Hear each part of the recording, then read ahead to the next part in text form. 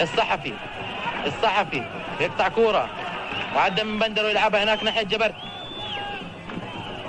للأمام إلى سالم سويد. بيعدي سالم، كرة خطيرة للاتحاد. بيعدي سالم داخل منطقة الجزاء، يسدد المرمى.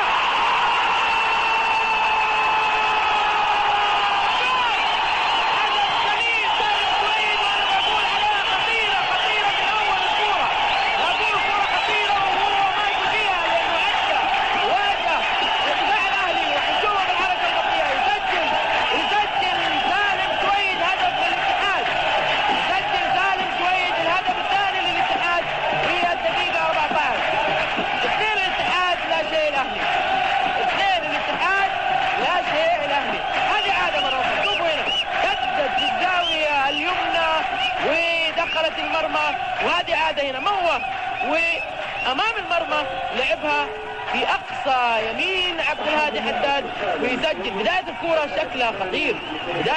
شكلها خطير واستعمل عقله هنا وسدد في المرمى، ويتقدم الاتحاد في الدقيقة 14 بهدف سالم سويد الثاني. 2 الاتحاد لا شيء الأهلي. في وسط الملعب يتمرر الأمام، عبد الهادي بيغطي،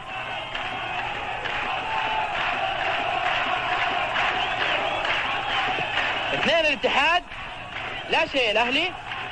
الأول سيرجيف الشوط الأول والثاني سالم سويد.